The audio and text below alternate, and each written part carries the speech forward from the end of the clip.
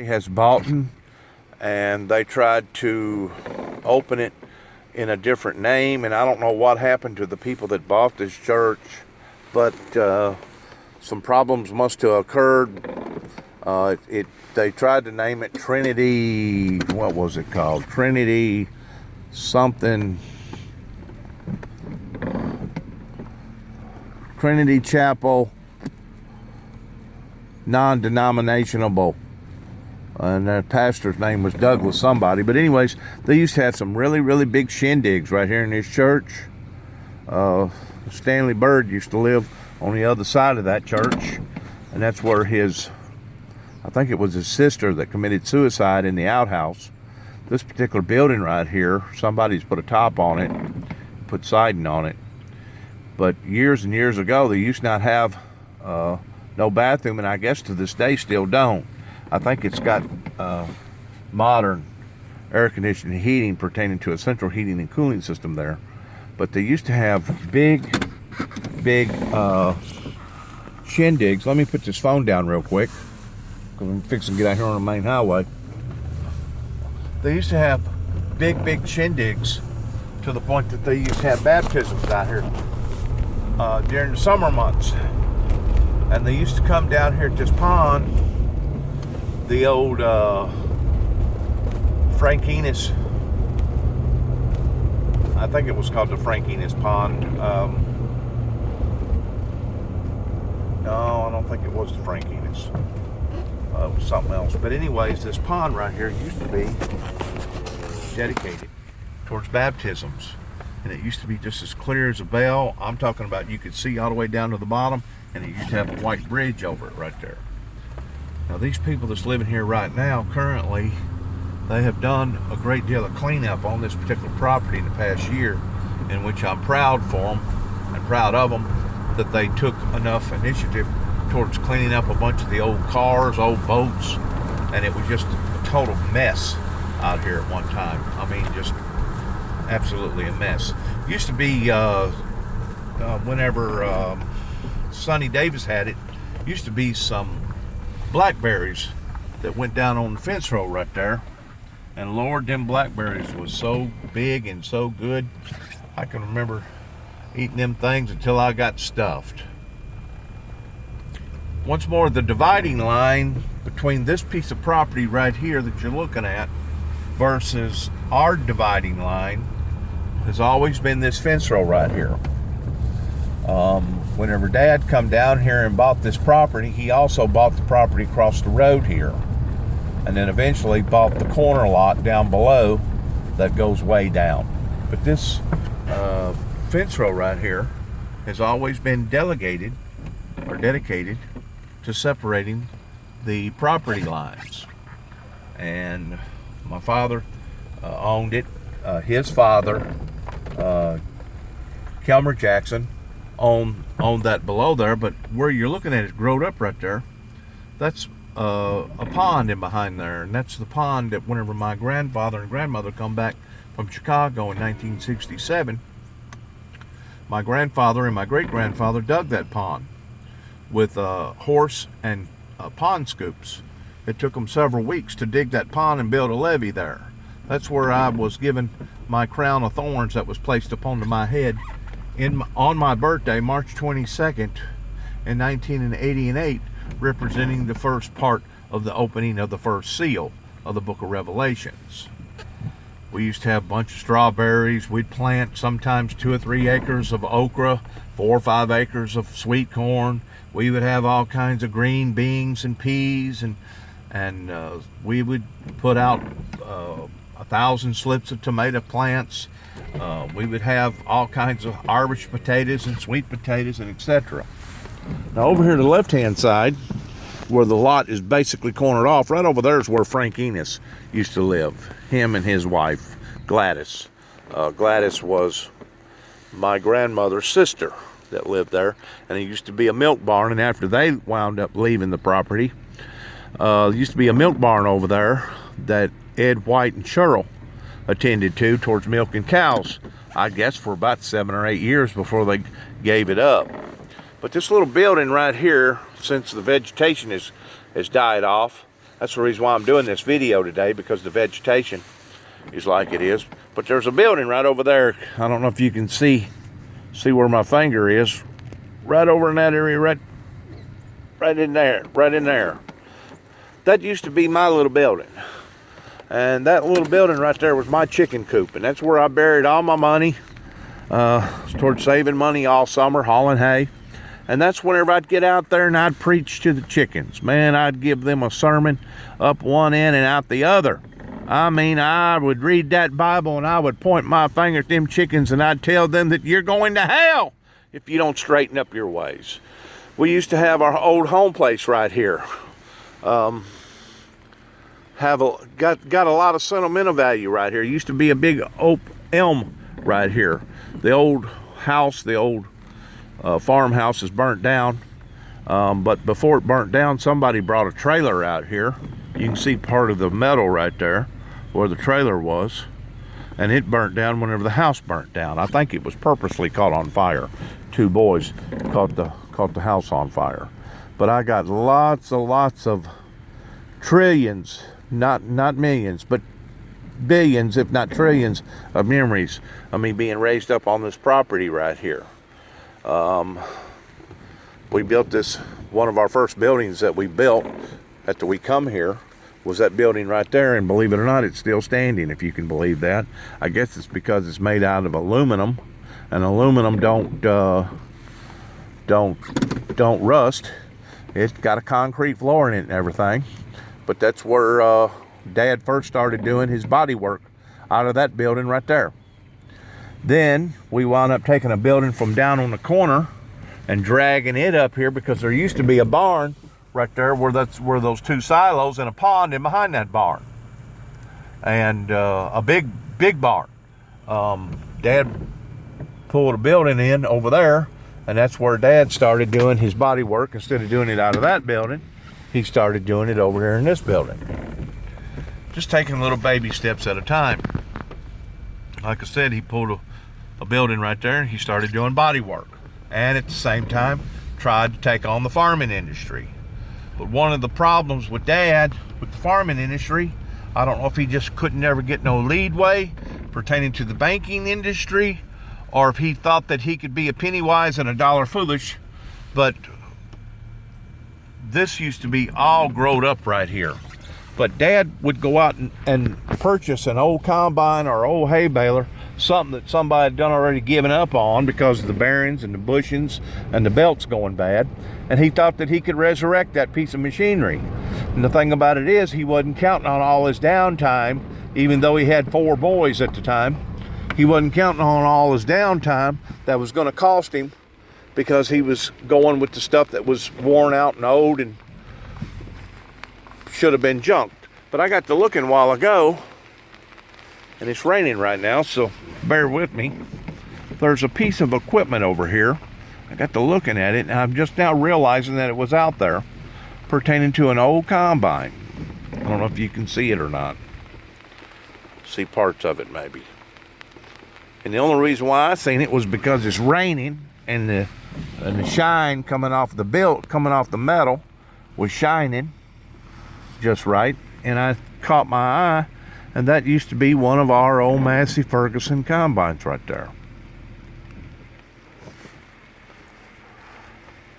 That may have been the one that I got caught up in trying to take the straw walkers out of, that had a bunch of wasp up in it that wound up stinging my head and stinging my face to the point that it made my whole head swell up. I don't know.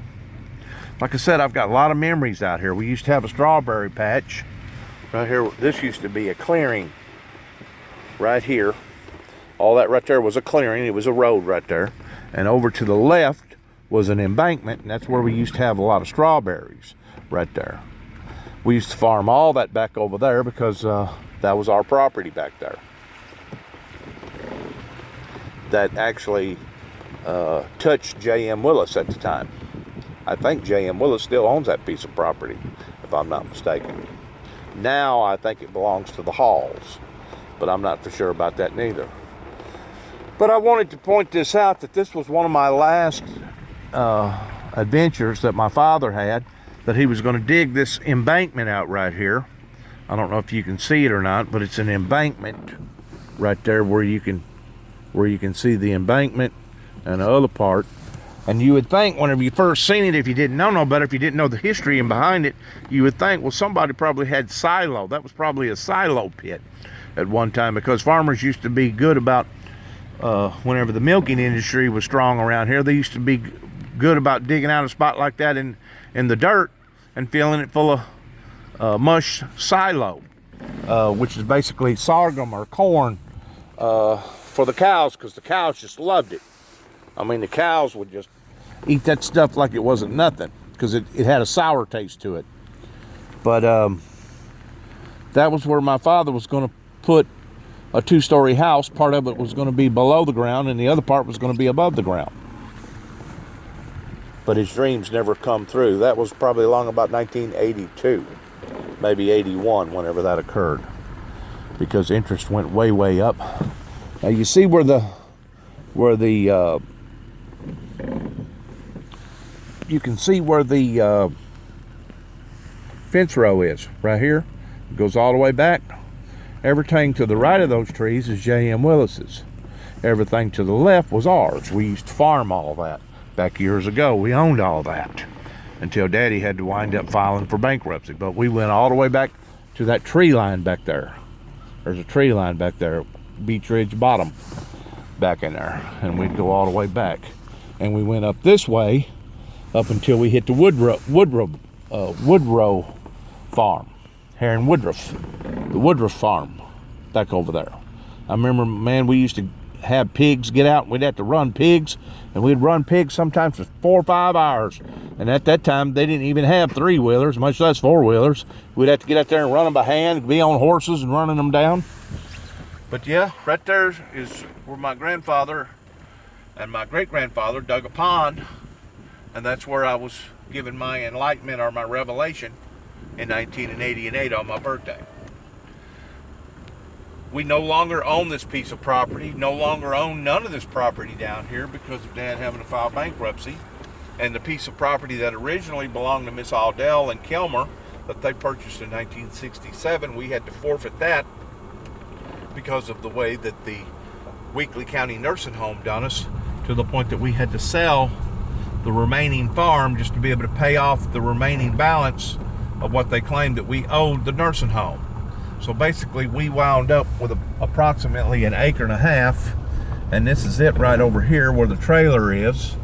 We've got a Toyota truck right there, and a old, I think it's an Impala or some kind of old car right there that David and I purchased for a little bit of nothing, that run like a dream at the time. That truck right there has got brand new tires on the thing, or it did, and David done a lot of work on the harmonic balancer, the crankshaft or something. I don't know what it was, but he thought that somebody may have poured sugar down the gas tank to the point that it burned a couple of the valves. That old trailer right there was put there in, let me put my thinking cap on, long about 1981 is whenever that trailer was put there, pertaining to Danny, my older brother, and Monica. The old mailbox still's got James W. Jackson on it. That was actually James Robert Jackson's brother, which was J.W. They called him J.W., and that's the reason why the mailbox still has J.W. on there. But we wound up with basically 1.5 acres, which isn't nothing, but it's paid for, it's ours. My grandfather, Kilmer, he put an septic tank down, dug a well. Since then it's been modified. The well has 2 or 3 different times. I think it's actually been moved once. And David and I put up this sign, Camp Grizzly's Compound, a special refuge center. That was Dad's last shop that he had before he wound up passing away. He actually had another shop that was right over there, that his mother's 2-story house burnt down, and then it burnt also the shop down. Whenever it burnt down, and Dad had to build another shop over here. It burnt down. Then Dad drug that old building right there where the sign is, Camp Grizzly, drug it back, and then added the add-ons to both sides. I think it was originally a corn crib at one time where the big green doors are. So Dad actually had 3 burnouts because he had another burnout while working for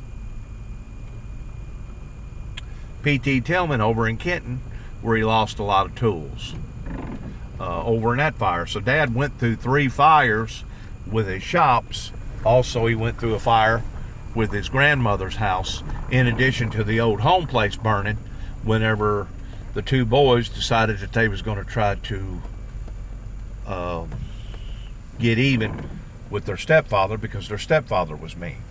Like I said, this property over here has been in the family. This particular acre and a half right here has been in the family since 1937. That's going way back right after the Great Depression days, and it's still in our name. This right here used to be a milk barn. Almus and Oler used to milk cows in their younger days. And if you look back over there, there's a concrete slab right over in that area right there, and that was Mr. Almus's barn, where he kept his cows, and where he kept his feed, his hay, and stuff like that, and took care of his livestock. This was all going back into the day whenever I remember whenever my brother, we was farming this out here, wound up losing his billfold. We spent a day and a half looking for his billfold and never did find his billfold because he lost it while being on the tractor. But right over there is where the pond still is today. It ain't much of a pond. Most of it's done already dried up, but we have a lot of roots here, in addition to us moving here before 1967, and that's basically whenever I can remember as a child, different events and different things that went on that are still very, very very, very memorable in remembering the occurrences that happened here. Since I've come back here in 2014, I have moved Danny's original RV, because Danny died in 2009, and he lived in that RV to the left, right in behind the flag there. I got the flag still at half-staff, basically memorializing the World War II veterans pertaining to the 75th anniversary. I'm fixing to raise that, though. Probably today, this afternoon, I'll raise that. But I moved that trailer over there. Got Mr. Melvin to help me move the trailer, and David and I built this pole barn right here, which is basically a 30 by 30 pole barn, right in the same spot where my grandmother used to have a 2-story house right there. Matter of fact, it's almost identical within inches, if not feet, of exactly point to point of where her house used to be, including the porch. That's the original porch that my grandfather poured. I'm gonna say probably in the 50s. He may have poured it in the late 40s, but I'm gonna say he probably poured that piece of concrete there in the 50s after they become more established, whenever he moved back down here with him and his wife, Miss Aldell Jackson. David and I built probably 90% of the structure, and then after David died, I was still lacking on 2 walls, and I wound up having to hire a construction crew to come out here and help me finish off the 2 walls that made it very, very vulnerable, because I had some people that was living over there in that trailer that I thought that I could trust, that wound up stealing a bunch of stuff from me, because the property over here was still open at the time. That building right there that you're looking at on the other side of that that black Durango was one of David's last investments that he made pertaining to him buying an automobile. I found it over here heading towards, on the other side of Mount Pia, heading towards the old sale barn. And David pumped about $400 or $500 in the front end, putting a bunch of front end parts on it, and put a new set of tires on the thing right before he wound up passing away. That was a very good vehicle. It just didn't get economical, good gas mileage, not like a 6-cylinder or a 4-cylinder. And that's the only reason why that I haven't adopted it towards putting it back out on the road towards me driving it, due to the fact that it don't get good gas mileage, and due to the fact that I went through so much grieving of my brother passing away, because out of all the people that has passed, pertaining to my mother, my grandmothers, my grandfathers, my father, my older brother, my second oldest brother that died at the age of whenever I was only 14 in 1976. Out of all the people that has passed away, the one that hurt the worst was my youngest brother, David. I don't know, it was just something about having to give up those roots of knowing that now you don't have no siblings left and you're the last one out of the bunch. The property over here to the right, this used to be all growed up, a lot of trees, but the property over here to the right,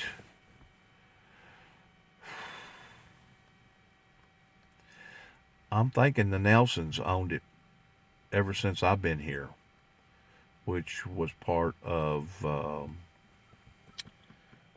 the Davises, if I'm not mistaken.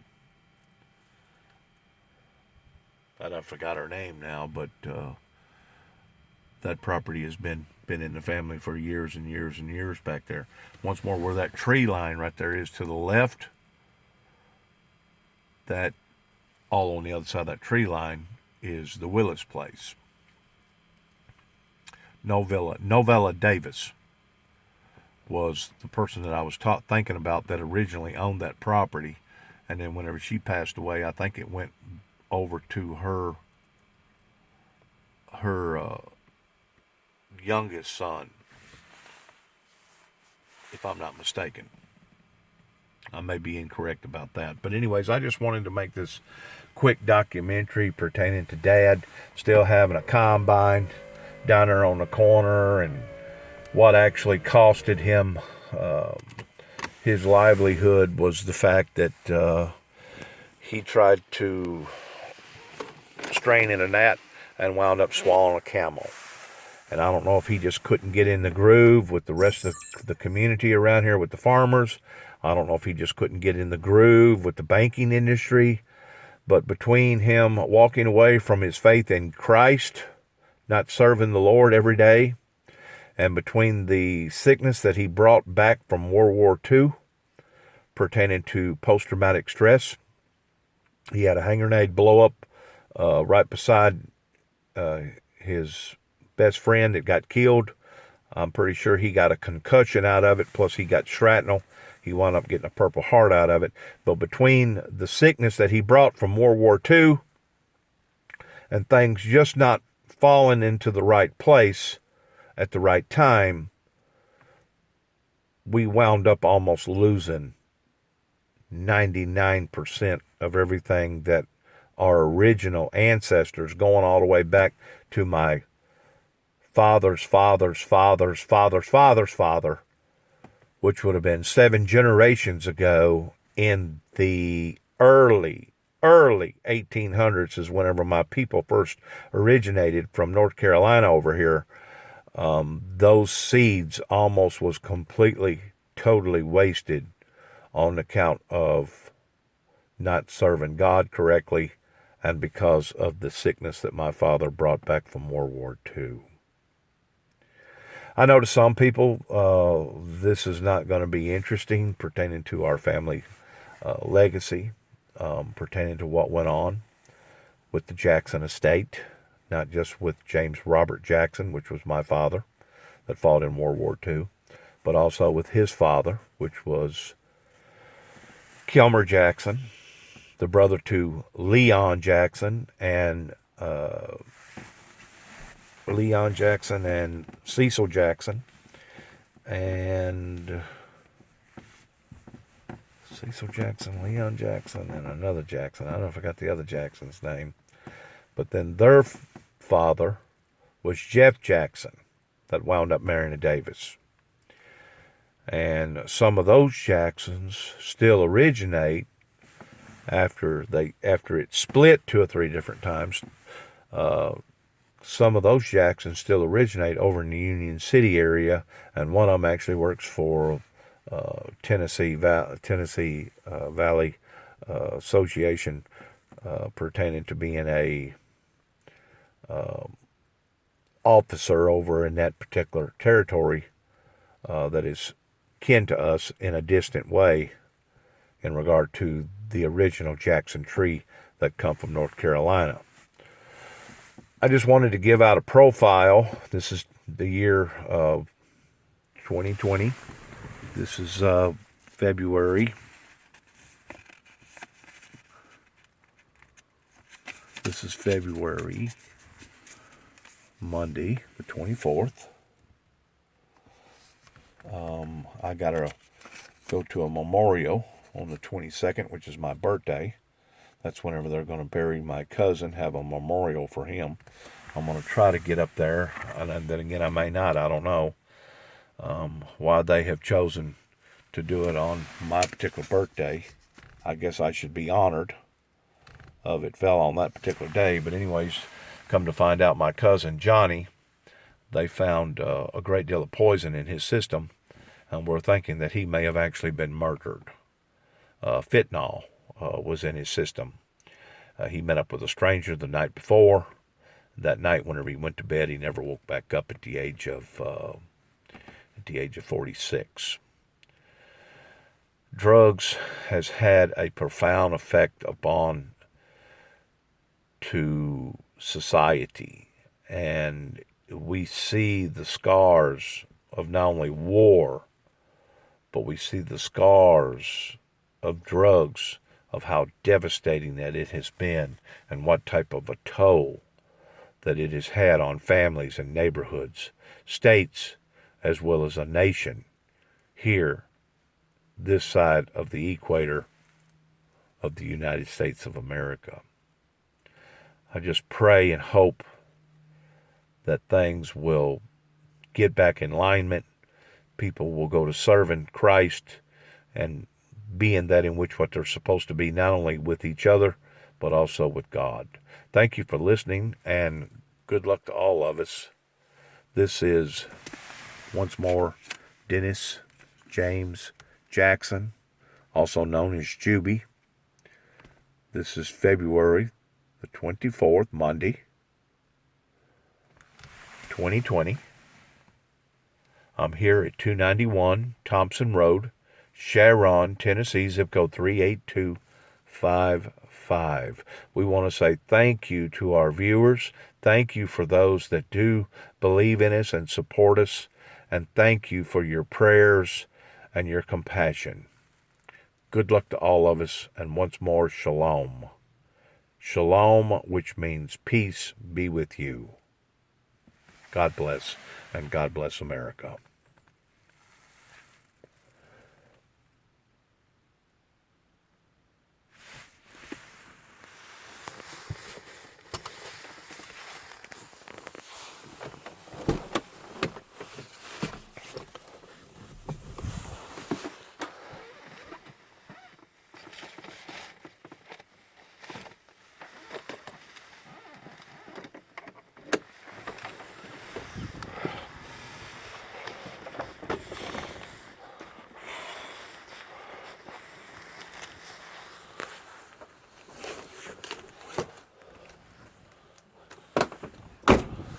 This is my truck. Those who haven't ever seen my truck, this is my automobile that I have dedicated for the past year or so in the name of our military. You can see right there, 75th D-Day anniversary. I'm soon to take that off, but the rest of the stickers and the rest of the stuff on the truck, I'll keep on the truck. Just wanted to get an overview here, ending of this event of my automobile that I dressed up in honor of our great nation, in honor of our veterans.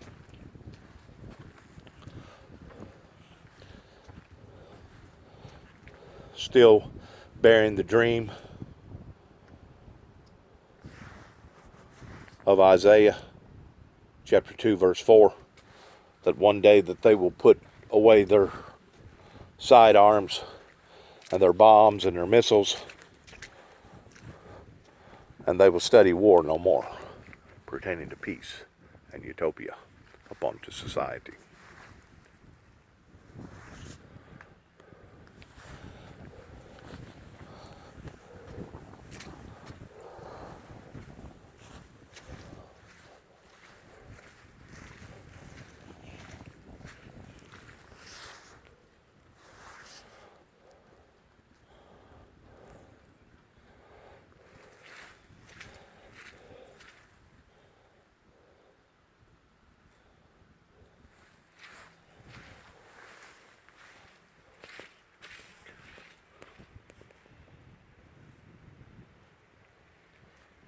Got this up here in honor of David, and also in honor of King David.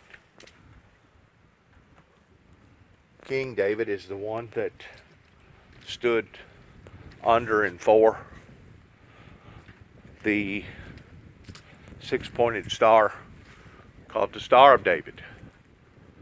The Star of David originated over in Israel, over in the Jerusalem area.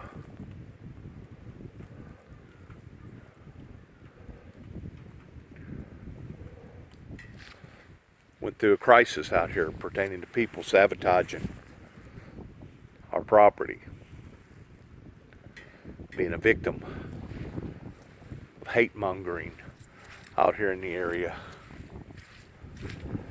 Even though the whole time we've stood for love and grace and peace. Sad how people still want to inflict their pain and misery and bulliness upon to someone because somebody stands for something and they don't. And because they don't stand for nothing, they're jealous because somebody does.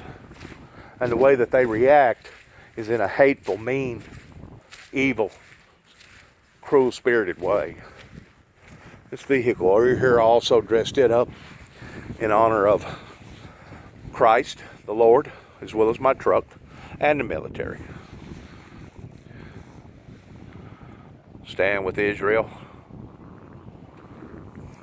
Believe on the Lord Jesus Christ and thou shalt be saved. Choose life. Batman mirrors. 10 Commandments. Stand for love. Agape love. Real love.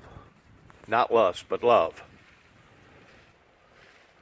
Whosoever shall calleth upon the name of the Lord shall be saved.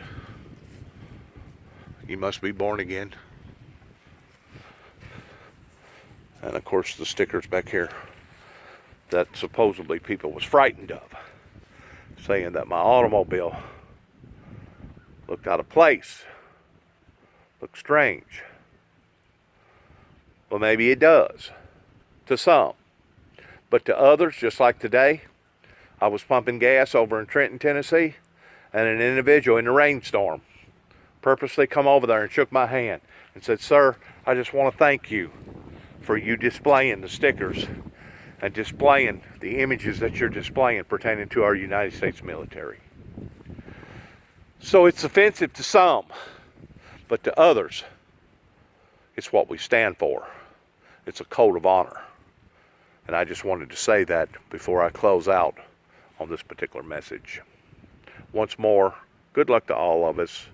Good luck to each and every one of us towards how we bear the brunt of the blow, the beast of the burden of how we go through life. And hopefully those who have never had a relationship with Christ, pertaining to a true relationship, hopefully that they will turn their hearts and their lives around before it's too late.